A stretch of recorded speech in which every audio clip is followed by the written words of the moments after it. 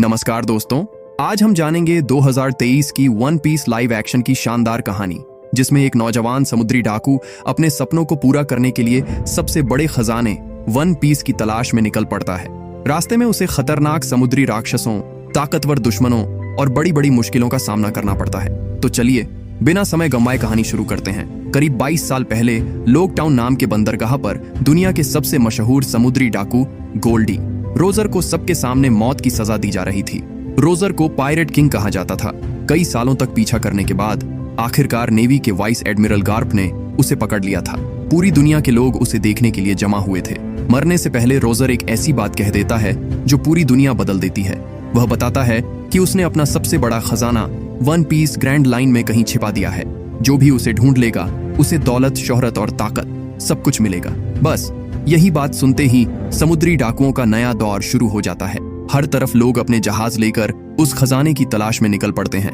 इन्हीं लोगों में एक लड़का भी है जिसका नाम है मंकी डी लूफी। बचपन से ही उसका सपना है कि वह वन पीस ढूंढकर अगला पायरेट किंग बने। लेकिन एक बड़ी समस्या है, उसके पास न कोई जहाज है न कोई साथी। ऊपर से उसकी छोटी नाव भी डूबने लगती है और सबसे बड़ी बात, लूफी तैर भी नहीं सकता। अपनी जान बचाने के लिए वह एक खाली लकड़ी के बैरल के अंदर छिप जाता है। समुद्र की लहरें उसे कई दिनों तक बहाती रहती हैं। कुछ समय बाद वह बैरल दो समुद्री डाकुओं के जहाजों के बीच चल रही लड़ाई के बीच पहुंच जाता है। इनमें से एक जहाज की कप्तान है अलविदा, जो नेवी की वांटेड अपराधी है। उसके सिर पर 50 लाख बेरी का इनाम रखा गया है। अलविदा अपने दुश्मन का जहाज तबाह कर देती है और अपने आदमियों को आदेश देती है कि सारे सामान वाले बैरल उसके जहाज पर ले आए। उन्हीं बैरल में लूफी वाला बैरल भी होता है। उसी जहाज पर कोबी नाम का एक लड़का भी काम करता है। वह समुद्री डाकुओं से नफरत करता है, लेकिन मजबूरी में अलविदा के लिए काम करता है। अगर वह उसकी बात न माने तो उसे समुद्र में फेंक दिया जाएगा। रात के समय कोबी को जहाज के नीचे वाले हिस्से से आवाज सुनाई देती है। जब वह जाकर देखता है तो बैरल के अंदर से लूफी बाहर निकल आता है। लूफी मुस्कुराते हुए अपना परिचय देता है और कहता है कि वह भी एक समुद्री डाकू है। उसका सपना है अपना जहाज और अपनी टीम बनाकर ग्रैंड लाइन पहुंचना, जिसे लोग जहाजों की कब्रगाह भी कहते हैं। कोबी चाहता है कि लूफी जल्दी से यहाँ से भाग जाए, इसलिए वह उसकी मदद करके एक छोटी लाइफ बोट चुराने की कोशिश करता है। लेकिन तभी गलती से पूरे जहाज के लोग जाग जाते हैं। अलविदा को लगता है कि कोबी ने उसके साथ धोखा किया है। वह गुस्से में कोबी पर हमला कर देती है। उसी समय लूफी बीच में आ जाता है और कोबी की जान बचा लेता है। इसके बाद वह अकेले ही अलविदा के आदमियों की जमकर पिटाई कर देता है। लड़ाई के दौरान एक समुद्री डाकू लूफी पर गोली चलाता है, लेकिन तभी सब लोग हैरान रह जाते हैं क्योंकि गोली लगने के बाद भी लूफी को कुछ नहीं होता। उसका शरीर रबर की तरह खिंच जाता है और यहीं से सबको पता चलता है कि लूफी के अंदर एक बेहद अनोखी ताकत छिपी हुई है। आगे की कहानी में लूफी अपनी पहली टीम कैसे बनाता है, उसकी रहस्यमयी रबर वाली ताकत कहां से आई और वन पीस की तलाश में उसे किन खतरनाक दुश्मनों का सामना करना पड़ता है, यही सब देखने को मिलेगा। लूफी का शरीर पूरी तरह रबर का बन चुका होता है। इसी वजह से अलविदा के सारे हमले उस पर बेकार साबित होते हैं। आखिर में लूफी सिर्फ एक जोरदार मुक्के से अलविदा को जहाज से बाहर समुद्र में उड़ा देता है। उधर कोबी आखिरकार उन समुद्री डाकुओं से आजाद हो जाता है जिन्होंने उसे कैद करके रखा था। इसके बाद वह लूफी के साथ ग्रैंड लाइन की तरफ निकल पड़ता है। सफर के दौरान कोबी लूफी से पूछता है कि उसके पास ये अजीब ताकत आखिर आई कहां से। तब लूफी अपने बचपन की कहानी बताता है। जब लूफी छोटा था तब उसका सबसे बड़ा सपना था कि वह अपने हीरो शैंक्स और उसकी टीम के साथ समुद्र में निकले। लेकिन शैंक्स हमेशा यही कहता था कि अभी लूफी बहुत छोटा है। लूफी बार बार खुद को बहादुर साबित करने की कोशिश करता था। एक बार तो उसने जोश में आकर अपने ही चेहरे पर चोट लगा ली और उसी से उसके चेहरे पर बना निशान हमेशा के लिए रह गया। एक दिन शैंक्स और उसकी टीम अपनी नई यात्रा से लौटते हैं। उनके साथ कई कीमती चीजें होती हैं। उन्हीं में एक अजीब सा फल भी होता है। जिज्ञासा में लूफी वह फल खा लेता है, बिना यह जाने कि वह कितना खास है। थोड़ी देर बाद जब वह शैंक्स के पास जाता है तो सब लोग हैरान रह जाते हैं। लूफी का शरीर रबर की तरह खींचने लगता है। तब शैंक्स बताता है कि लूफी ने गलती से डेविल फ्रूट यानी अकुमा नो मी खा लिया है। यही वजह है कि अब उसका पूरा शरीर रबर जैसा बन गया है और वह अपने हाथ पैर जितना चाहे उतना लंबा कर सकता है। अपनी कहानी खत्म करने के बाद लूफी कोबी से पूछता है कि उसका सपना क्या है। कोबी बताता है कि वह बड़ा होकर नेवी ऑफिसर बनना चाहता है ताकि वह लोगों की रक्षा कर सके। अपने दोस्त का सपना सुनकर लूफी बहुत खुश होता है। वह तय करता है कि पहले कोबी को नेवी में भर्ती करवाएगा और साथ ही नेवी के बेस से ग्रैंड लाइन का नक्शा भी चुरा लेगा। दोनों शेल्स टाउन पहुंचते हैं। मिशन शुरू करने से पहले वे एक छोटे से रेस्टोरेंट में खाना खाने जाते हैं। वहीं उनकी नजर एक मशहूर तलवारबाज रोरोनोआ जोरो पर पड़ती है। उसी समय रीका नाम की एक छोटी लड़की जोरो के लिए प्यार से ओनिगिरी लेकर आती है, लेकिन गलती से वह खाना हेलमेप्पो पर गिर जाता है। हेलमेप्पो गुस्से में उस खाने को पैरों से कुचल देता है और छोटी लड़की को डराने लगता है। यह देखकर जोरो को गुस्सा आ जाता है। वह जमीन पर गिरे हुए ओनिगिरी का एक टुकड़ा उठाकर खाता है और रीका की तारीफ करता है। फिर हेलमेप्पो से कहता है कि अब वही कुचला हुआ खाना खाए। हेलमेप्पो तलवार निकालकर जोरो पर हमला कर देता है, लेकिन जोरो बिना अपनी तलवार निकाले ही उसे एक ही पल में जमीन पर गिरा देता है। यह देखकर बाकी नेवी के सैनिक भी जोरो पर टूट पड़ते हैं, लेकिन जोरो अकेले ही सबको आसानी से हरा देता है। इसी हंगामे का फायदा उठाकर नामी नाम की एक चालाक लड़की चुपके से एक नेवी सैनिक को बेहोश करती है और उसकी यूनिफॉर्म चुरा लेती है। लड़ाई खत्म होने के बाद जोरो नेवी बेस के मुखिया कैप्टन मॉर्गन से मिलने जाता है। असल में जोरो एक बाउंटी हंटर है। वह अपराधियों को पकड़कर इनाम कमाता है। इस बार भी वह एक बड़े अपराधी को पकड़कर इनाम लेने आया था। कैप्टन मॉर्गन उसकी लड़ाई की तारीफ तो करता है, लेकिन कहता है कि पहले उसे नेवी के जवानों पर हमला करने की सजा भुगतनी होगी। अगर जोरो अपना इनाम चाहता है तो उसे 7 दिन तक बेस के आंगन में बंधे रहना होगा। अगर वह यह सजा नहीं मानता तो उसे कभी भी बाउंटी हंटर का काम करने नहीं दिया जाएगा। मजबूरी में जोरो सजा मान लेता है। हेलमेप्पो उसका मजाक उड़ाता है, लेकिन जोरो शांत रहते हुए कहता है कि जब वह आजाद होगा तब हेलमेप्पो खुद अपनी जान की भीख मांगेगा।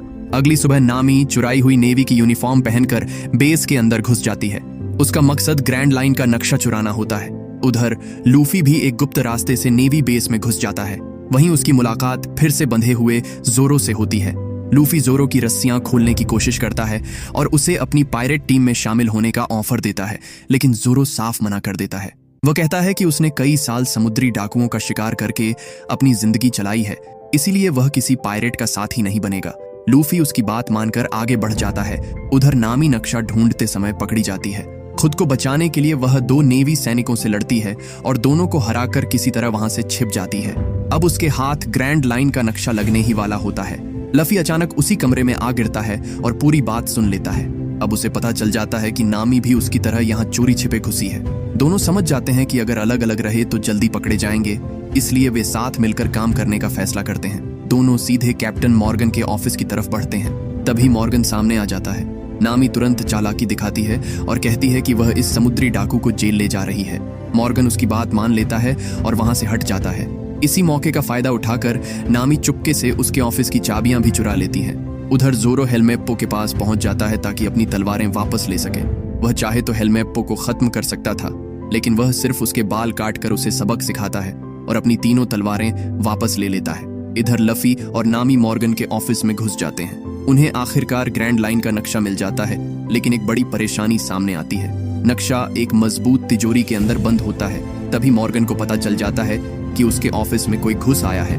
वह दरवाजा तोड़ने की कोशिश करता है, लेकिन उससे पहले ही लफी पूरी तिजोरी उठाकर खिड़की से बाहर कूद जाता है। नामी भी उसके साथ बाहर गिरती है। नीचे पहुंचते ही कई मरीन सैनिक उन पर हमला कर देते हैं। अब दोनों को मिलकर लड़ना पड़ता है। नामी अपनी लंबी छड़ी से दुश्मनों को पीटना शुरू कर देती है, जबकि लफी अपने रबर वाले हाथ और पैरों से एक एक करके सभी सैनिकों को उड़ाने लगता है। उसी समय जोरो भी वहां पहुंच जाता है। अपनी तीनों तलवारें वापस मिलने के बाद वह लफी का एहसान चुकाना चाहता है, इसलिए बिना देर किए लड़ाई में शामिल हो जाता है। तीनों मिलकर मरीन सैनिकों को हरा ही रहे होते हैं कि तभी कैप्टन मॉर्गन खुद मैदान में उतर आता है। उसकी ताकत बाकी सबसे कहीं ज्यादा होती है।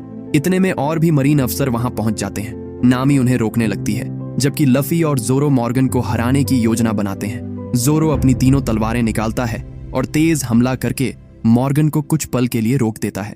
बस यही मौका देखकर लफी अपनी रबर वाली जबरदस्त किक मारता है। जोरदार वार के साथ मॉर्गन जमीन पर गिर पड़ता है और आखिरकार हार जाता है। लड़ाई जीतने के बाद जोरो तिजोरी उठा लेता है और नामी एक नाव चुराकर तीनों के भागने का इंतजाम कर देती है, लेकिन तभी हेलमेप्पो बंदूक लेकर उनके सामने आ जाता है और उन्हें गोली मारने की धमकी देता है। इससे पहले कि वह कुछ कर पाता, कोबी अचानक आगे आता है और एक जोरदार मुक्का मारकर हेलमेप्पो को बेहोश कर देता है। इसके बाद कोबी अपने दोस्त लफी से विदा लेता है।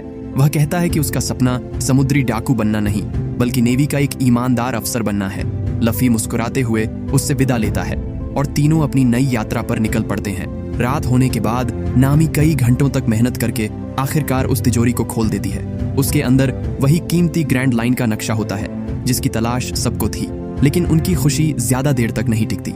अचानक उनकी नाव पर हमला हो जाता है। चारों तरफ लाल धुआं फैल जाता है और उसका असर होते ही सभी बेहोश होने लगते हैं। बेहोश होने से ठीक पहले लफी एक बहुत ही समझदारी वाला काम करता है। वह पूरे नक्शे को निगल जाता है ताकि कोई भी दुश्मन उसे चुरा न सके। जब तीनों की आंख खुलती है तो वे खुद को एक बड़ी लकड़ी की पेटी के अंदर बंद पाते हैं। जैसे ही पेटी खोली जाती है वे हैरान रह जाते हैं। उन्हें पता चलता है कि उन्हें पकड़कर एक बेहद अजीब और रहस्यमयी सर्कस में लाया गया है और यहीं से उनकी अगली बड़ी मुसीबत शुरू होने वाली है। जब तीनों उस लकड़ी की पेटी से बाहर निकलते हैं तब उन्हें पता चलता है कि उन्हें एक अजीब से सर्कस वाले द्वीप पर लाया गया है। वहां बैठे लोग देखने में तो दर्शक लगते हैं, लेकिन सच यह होता है कि वे सभी शहर के बेबस लोग हैं जिन्हें कैद करके रखा गया है। तभी वहां उस सर्कस का मालिक बगी सामने आता है। वह बताता है कि वह कई महीनों से ग्रैंड लाइन का नक्शा चुराने की कोशिश कर रहा था, लेकिन अब लफी और उसके दोस्तों ने सारी मेहनत कर दी है, इसलिए उसका काम बहुत आसान हो गया है। बगी तीनों से नक्शे का ठिकाना पूछता है, लेकिन कोई भी कुछ नहीं बताता। तब वह फैसला करता है कि सबकी अलग अलग पूछताछ करेगा। सबसे पहले वह लफी को सबके सामने बांध देता है। उसके हाथ और पैर कस कर बांध दिए जाते हैं। फिर बगी उसे खींच खींच कर दर्द देने लगता है ताकि वह बता दे कि नक्शा कहाँ छिपा है, लेकिन लफी कुछ भी नहीं बताता। तब बगी एक मासूम छोटे लड़के को पकड़ लाता है और उसे नुकसान पहुंचाने की धमकी देता है। वह सोचता है कि शायद किसी बच्चे की जान खतरे में देखकर लफी टूट जाएगा। जैसे ही लफी देखता है कि वह बच्चा मुश्किल में है, वह पूरी ताकत लगाकर खुद को आजाद कर लेता है और सीधे बगी पर हमला कर देता है। इसी लड़ाई में सबको एक बड़ा राज पता चलता है। बगी ने भी अकुमा नो मी खाया हुआ है, इसलिए वह अपने पूरे शरीर को अलग अलग टुकड़ों में बांट सकता है और हर हिस्सा अपनी मर्जी से चला सकता है। इसके बाद बगी लाल धुआं छोड़ता है जिससे लफी बेहोश हो जाता है। जब लफी की आंख खुलती है तो वह खुद को कांच के एक बड़े टैंक में बंद पाता है। उस टैंक में धीरे धीरे समुद्र का पानी भर रहा होता है।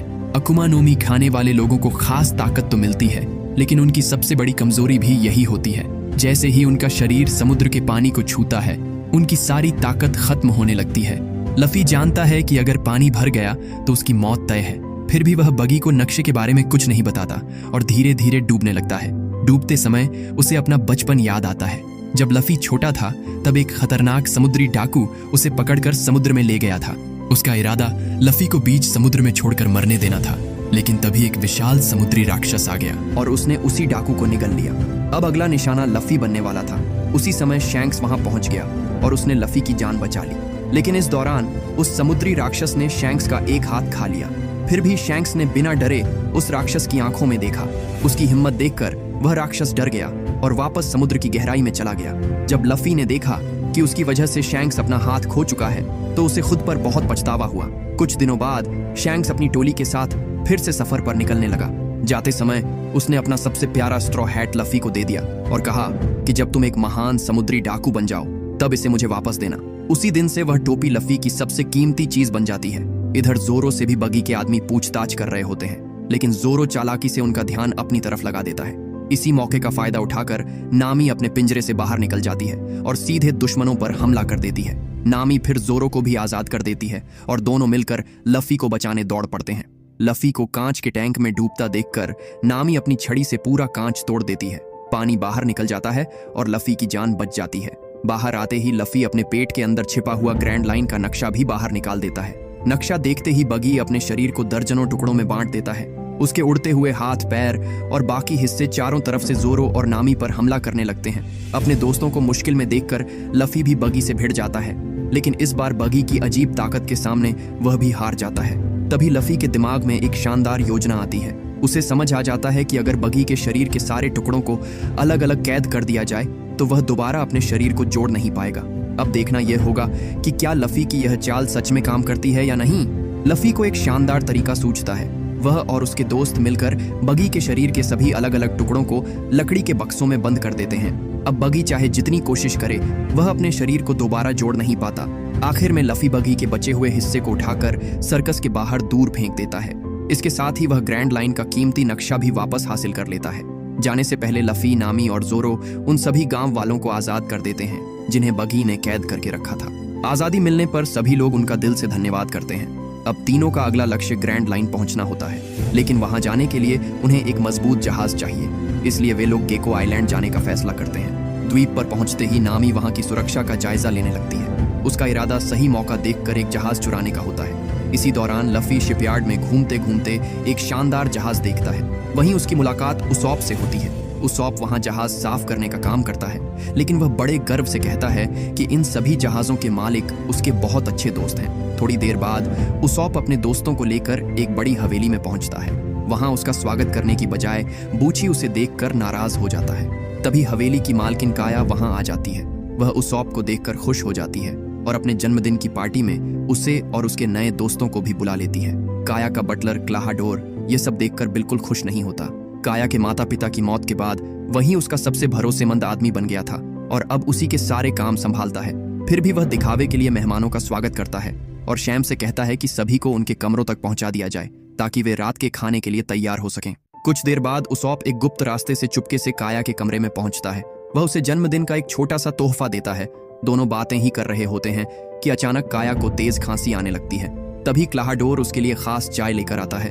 चाय पीते ही उसकी तबीयत थोड़ी संभल जाती है। पता चलता है कि 3 साल पहले काया एक रहस्यमयी बीमारी की शिकार हो गई थी।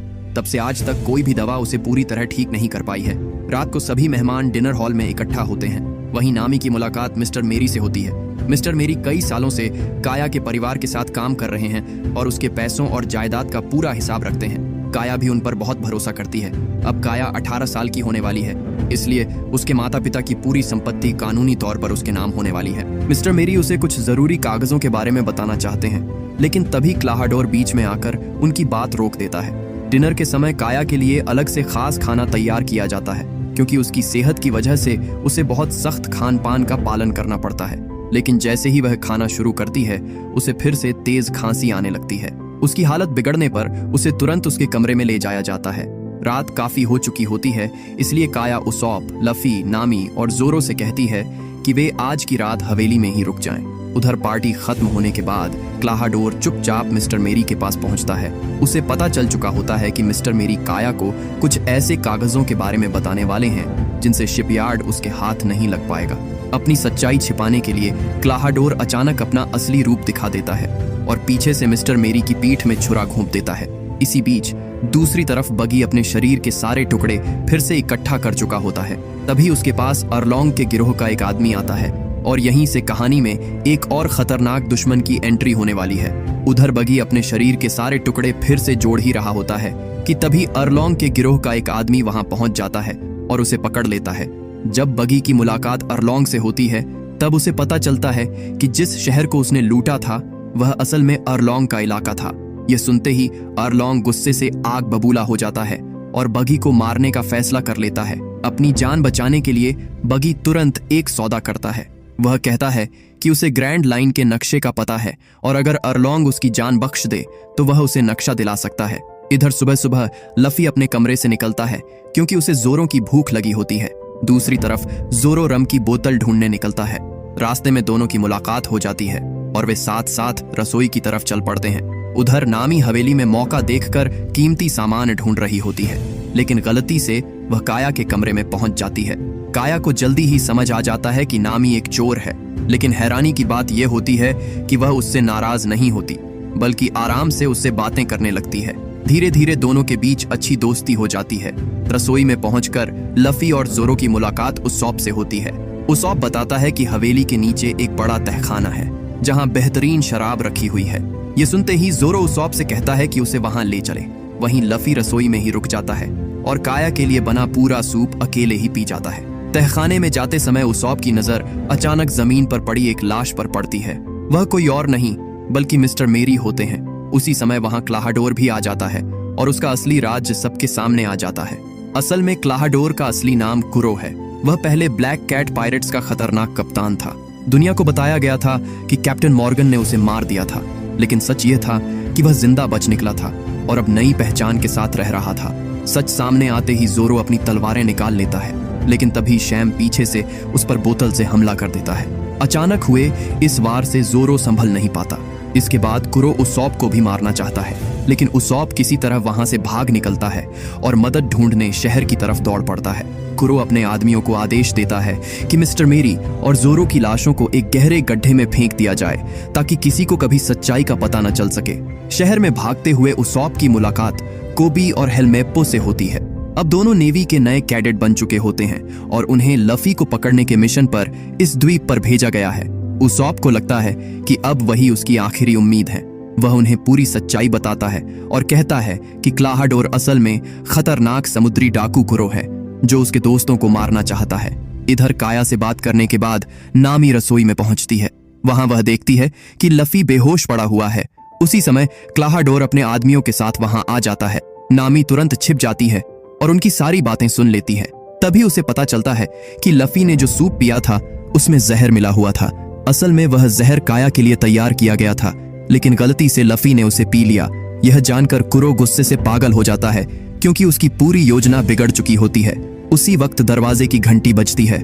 बाहर कोबी और हेलमेप्पो खड़े होते हैं। उसौप उन्हें बताता है कि क्लाहाडोर ही असली समुद्री डाकू कुरो है और वही उसके दोस्तों को मारना चाहता है, लेकिन उसके पास अपनी बात साबित करने के लिए कोई सबूत नहीं होता। इसलिए नेवी के दोनों कैडेट चाहकर भी तुरंत कुरो को गिरफ्तार नहीं कर पाते और हवेली के अंदर खतरा हर पल और बढ़ता जाता है। कोबी और हेलमेप्पो उसौप की पूरी बात सुनते हैं, लेकिन उनके पास कुरो के खिलाफ कोई सबूत नहीं होता, इसलिए वे चाहकर भी उसके खिलाफ कोई कार्रवाई नहीं कर पाते। तभी हेलमेप्पो बताता है कि उन्हें यहाँ एक फरार समुद्री डाकू लफी को पकड़ने भेजा गया है। कुरो तुरंत चाल चलता है। वह लफी को नेवी के हवाले कर देता है ताकि उनका ध्यान दूसरी तरफ चला जाए और उसका असली राज छिपा रहे।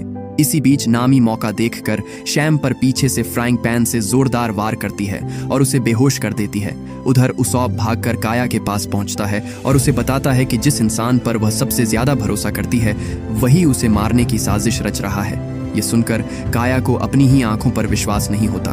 वह पूरी तरह सदमे में चली जाती है। तभी नामी वहां पहुंचती है और एक ऐसा सच बताती है जिसे सुनकर काया के पैरों तले जमीन खिसक जाती है। नामी बताती है कि कुरो पिछले कई सालों से उसकी चाय में धीरे धीरे जहर मिला रहा था। इसी वजह से काया कभी पूरी तरह ठीक नहीं हो पाई। अब तीनों तुरंत हवेली के गुप्त रास्ते से भागने लगते हैं, लेकिन तभी काया को फिर से तेज खांसी आने लगती है और कुरो उनकी आवाज सुन लेता है।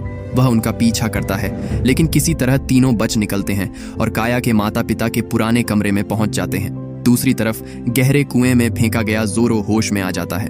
वह पूरी ताकत लगाकर कुएं की दीवार चढ़ता है और आखिरकार बाहर निकल आता है। उधर नेवी की तरफ लौटते समय कोबी बार बार सोचता है कि शायद उसौप सच बोल रहा था।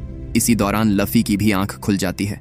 उसने जो जहरीला सूप पिया था वह सब बाहर निकाल देता है और धीरे धीरे पूरी तरह ठीक हो जाता है। कुछ ही देर बाद लफी और जोरो फिर से हवेली की तरफ लौट पड़ते हैं। इधर कुरो उस कमरे तक पहुंच जाता है जहां काया, नामी और उसौप छिपे हुए हैं। तीनों पूरी कोशिश करते हैं कि वह उन्हें न देख पाए, लेकिन कुरो पूरे कमरे को तहस नहस करना शुरू कर देता है। जब उन्हें लगता है कि अब ज्यादा देर तक छिपना नामुमकिन है, तब काया और नामी सामने आकर उसका सामना करने का फैसला करती हैं। लेकिन कुरो के आदमी उन्हें पकड़ लेते हैं और दोनों कैद हो जाती हैं। उसी समय लफी और जोरो हवेली में पहुंच जाते हैं। दोनों अलग अलग रास्तों से अपने दोस्तों को ढूंढने निकलते हैं। जोरो का सामना शैम और बुची से हो जाता है। दोनों मिलकर उस पर हमला करते हैं, लेकिन जोरो अपनी तीनों तलवारों से शानदार लड़ाई लड़ता है और आखिरकार दोनों को हरा देता है। दूसरी तरफ लफी का मुकाबला सीधे कुरो से होता है। कुरो की रफ्तार इतनी तेज होती है कि लफी को उसके हमलों से बचना भी मुश्किल पड़ता है, लेकिन सही मौका मिलते ही लफी उसके दोनों हाथ पकड़ लेता है और अपने सिर की ताकत से उसे जोरदार टक्कर मारकर हवेली के बाहर फेंक देता है। आखिरकार कुरो और उसके साथियों की पूरी साजिश खत्म हो जाती है। लेकिन अब एक नई परेशानी सामने होती है। नेवी को पता चल चुका होता है कि लफी और उसके साथी इसी द्वीप पर हैं, इसलिए उन्हें तुरंत वहां से निकलना पड़ता है। काया उनकी मदद के लिए उनका धन्यवाद करती है। इनाम के तौर पर वह उन्हें एक खूबसूरत और मजबूत जहाज दे देती है। लफी अपने नए दल में उसौप को भी शामिल होने का न्योता देता है। उसौप खुशी खुशी यह प्रस्ताव स्वीकार कर लेता है। काया से भावुक विदाई लेने के बाद उसौप अपने नए दोस्तों के साथ ग्रैंड लाइन की ओर निकल पड़ता है। अपना पहला असली समुद्री जहाज पाकर लफी खुशी से झूम उठता है, लेकिन तभी अचानक उनके जहाज पर तोपों से हमला होने लगता है। लफी हैरान रह जाता है जब उसे पता चलता है कि उस पर हमला करने वाला कोई और नहीं बल्कि उसका अपना दादाजी गार्प है। गार्प अपने नंगे हाथों से एक भारी तोप का गोला उठाकर इतनी ताकत से फेंकता है कि पूरा जहाज हिल जाता है, लेकिन लफी अपने रबर वाले शरीर को गुब्बारे की तरह फुला लेता है और उसी गोले को वापस नेवी के जहाज की तरफ उछाल देता है। गोला जाकर नेवी के जहाज के एक बड़े पाल को तोड़ देता है। अब नेवी की रफ्तार धीमी पड़ जाती है और इसी मौके का फायदा उठाकर लफी और उसके साथी वहां से निकल जाते हैं। कई घंटों तक सफर करने के बाद उनका जहाज एक मशहूर समुद्री रेस्टोरेंट बराती पर रुकता है। यहीं पहली बार उनकी मुलाकात एक नौजवान रसोइये सांझी से होती है। सांझी खाना बनाने में कमाल का उस्ताद होता है।